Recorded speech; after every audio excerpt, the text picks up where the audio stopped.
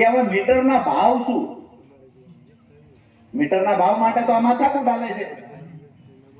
તો મીટરનો ભાવ પાવર ગ્રીડ કંપનીએ પણ અનેક દાખલા છે આપણી પાસે, અનેક હુકમો છે કે પાવર ગ્રીડ કંપનીએ 15 રૂપિયા જંત્રીનો ભાવ હતો ત્યાં 1000 રૂપિયા ચૂકવા છે.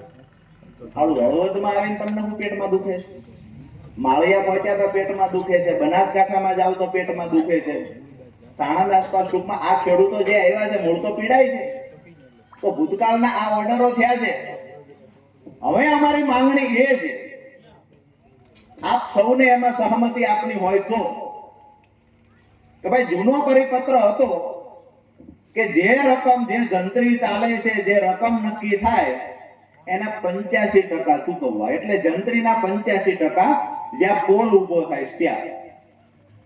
હવે અત્યારે 24 નો પરિપત્ર આવ્યો, એમાં જંત્રીના ડબલ કીધા છે 200%. હવે એ પરિપત્ર પહેલા અહીંયા કચ્છની અંદર, મોરબીની અંદર જ્યારે 85% જંત્રીના હતા ત્યારે 1000 રૂપિયા ચૂકવા છે.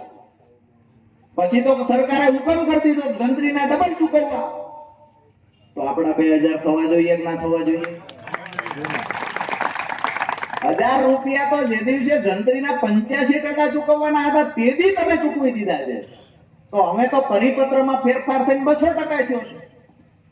એટલે અમારી માંગણી છે, તમે એવું સમજતા હશો કે 1000 રૂપિયા મીટરે ચૂકવી દઈશું અથવા તો બજાર કિંમત મુજબ ચૂકવી દઈશું. તો બજાર કિંમત આજે મારું 5 વીઘાનું ખેતર છે, વીઘાના માની લીધું કે 25 લાખ રૂપિયા છે. હવે તમારી લાઈન પસાર થાય, મારા 1 વીઘો જમીન એમાં ઉદાહરણ તરીકે કપાય છે, તો તમે 1 વીઘાના 25 લાખ રૂપિયા અમને ચૂકવી દો. ઉદાહરણ આપું છું. આવી રીતે અમે ખેડૂત મૂર્ખા નથી. બાકીની 4 વીઘા અમારી છે એનાય ભાવ ઘટી જવાના છે. આપણા ખેતરમાંથી લાઈન પસાર થાય, તમને બજાર કિંમત ચૂકવી આપે, બીજી જગ્યાના ભાવ થોડા એના રહેવાના છે.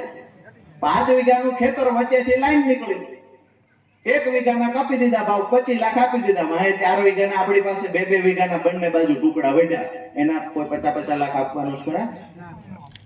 મૂળ વાત એ છે, કાયદો પણ એ કહે છે કે ખેડૂતની ભવિષ્યમાં જમીનની કિંમત કેટલી વધે એવું છે, અને આ પોળ, આ ટ્રાન્સમિશન લાઈન નાખવાથી ખેડૂતની જમીનની કિંમતમાં કેટલો ઘટાડો થાય છે, આ બેયનું કેલ્ક્યુલેશન કર્યા બાદ જ ખેડૂતને વળતરની રકમ નક્કી કરવી. હવે એમાં